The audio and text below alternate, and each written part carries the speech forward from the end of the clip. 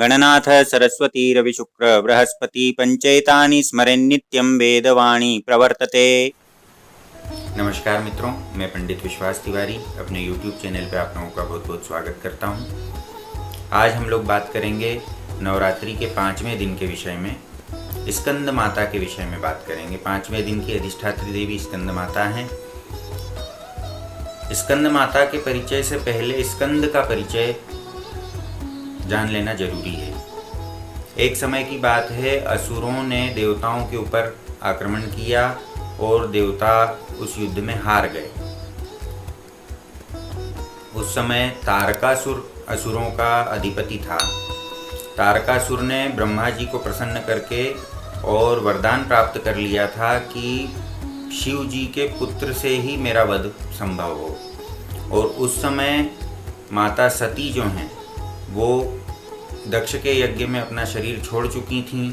पार्वती जी से शिव जी का विवाह नहीं हुआ था, तो शिव जी की संतान उत्पन्न होने की तो बात ही नहीं थी।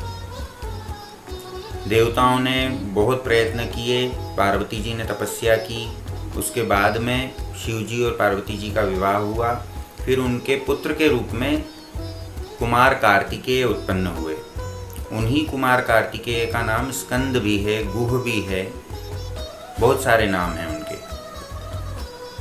तो कार्तिकेय जी जो हैं वो देवताओं के सेनापति हैं, बहुत वीर हैं, सभी सिद्धियों के देने वाले देवता हैं, कुमार स्वरूप हैं, बहुत बड़ी महिमा उनकी है।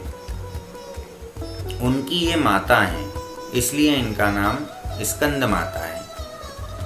स्कंद के 6 मुख हैं, तो 6 मुख षण्मुख जननी भी इन्हीं को बोला जाता है। फिर कुमार माता भी इन्हीं को बोला जाता है। इनके बहुत सारे नाम हैं। इनकी सेवा करने से कुमार कार्तिकेय की सेवा स्वयं ही हो जाती है, और जो फल कुमार कार्तिकेय की सेवा करने से प्राप्त होते हैं वो सारे फल इनकी सेवा करने से भी प्राप्त हो जाते हैं।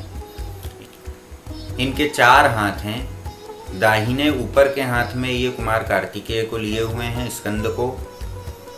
नीचे वाले हाथ में कमल का पुष्प लिए हुए हैं।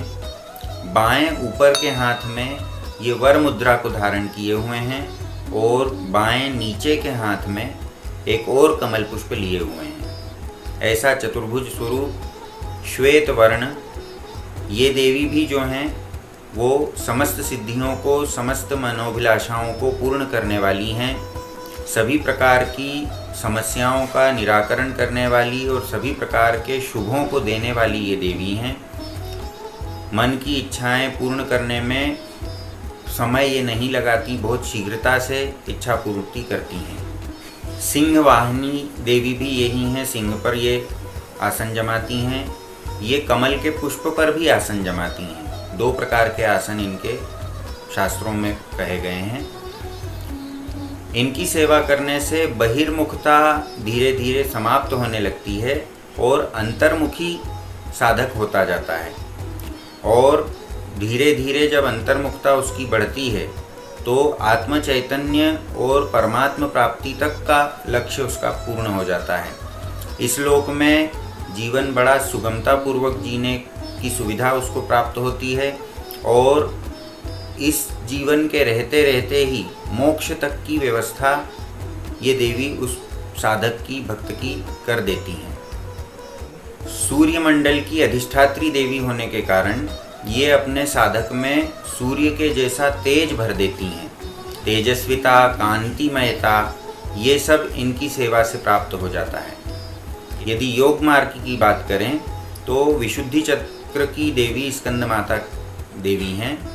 स्कंद माता के पूजन से विशुद्धि चक्र आंदोलित होता है, जागृत होता है। विशुद्धि चक्र से संबंधित जितनी भी प्रकार की समस्याएं हैं उन सब का निवारण इन देवी की सेवा से प्राप्त हो जाता है, और विशुद्धि चक्र से आगे बढ़ने के लिए क्षमता प्राप्त हो जाती है। इनके उपासना के लिए एक श्लोक मैं आप लोगों को बताता हूँ। सिंहासन गता नित्यं पद्माश्रित करद्वया शुभदास्तु सदा देवी स्कंद माता यशस्विनी। इस श्लोक को मंत्र के रूप में जप करके इन देवी की कृपा प्राप्त की जा सकती है। नवरात्रि के पंचम दिन इस श्लोक का जप अवश्य करना चाहिए। यदि इस श्लोक का जप न कर सकें तो नाम मंत्र स्कंदमात्रेय नमः, स्कंदमात्रेय नमः, इस नाम मंत्र का जप करने से भी इन देवी की कृपा आसानी से प्राप्त की जा सकती है। नवरात्रि के 5वें दिन स्कंद माता का पूजन अवश्य करना चाहिए। 4 दिन बीत चुके और 4 दिन बाकी हैं। ये पूर्ण मध्य स्थिति नवरात्रि की होती है। इस समय पे जो भी जप पूजन भजन इत्यादि किया जाता है वो अक्षय फल प्रदान करने वाला होता है, क्योंकि पंचमी की तिथि जो है वो पूर्णा तिथि है। तो पूर्ण फलदायिनी ये तिथि और पूर्ण फलदायिनी ये माता, इनका सेवा करके सब प्रकार के सुखों को भोगा जा सकता है। आज के वीडियो में इतना ही। आप लोगों को अच्छा लगा हो आप लोग लाइक करिए, शेयर करिए, सब्सक्राइब नहीं किया है तो कर लीजिए। बेल आइकन यदि नहीं दबाया है तो वो तो ज़रूर ही दबा लीजिए, नोटिफिकेशन आप लोगों को सबसे पहले प्राप्त हों। सर्वे भवन्तु सुखिनः। हर हर महादेव।